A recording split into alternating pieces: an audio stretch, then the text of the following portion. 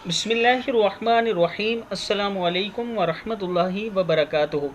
आबिद राजा channel की तरफ से आज मैं अपने दोस्तों को रसूलुल्लाह सल्लल्लाहु अलैहि वआलिहि वसल्लम का एक बहुत ही प्यारा फरमान बताऊंगा। उससे पहले मैं अपने तमाम दोस्तों से गुजारिश करूंगा कि इस वीडियो को आपने आगे ज़रूर शेयर करना है।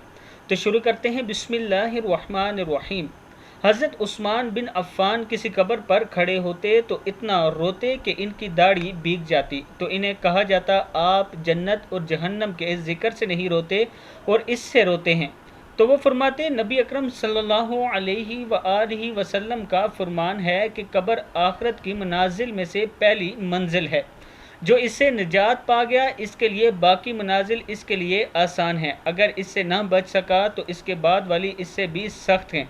नबी अकरम सल्लल्लाहु अलैहि वआलिहि वसल्लम का ये भी फरमान है कि मैंने कोई मंज़र नहीं देखा मगर कब्र इससे भी ज़्यादा ख़तरनाक और घबराहट में डालने वाली है।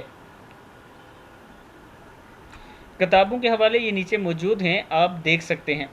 एक बार फिर सुन लें।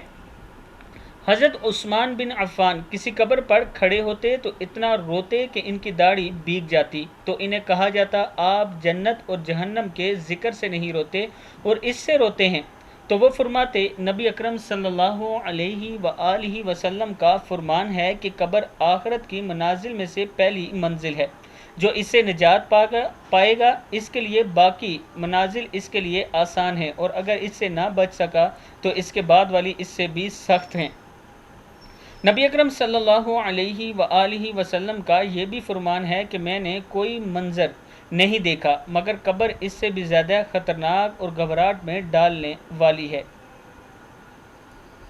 मैं अपने दोस्तों से गुजारिश करूंगा कि अल्लाह ताला से कब्र के अज़ाब से पनाह मांगा करें। अल्लाह ही है जो हमें कब्र के अज़ाब से बचा सकता है, और नमाज की पाबंदी किया करें। अस्सलामु अलैकुम वरहमतुल्लाहि वबरकातुहू।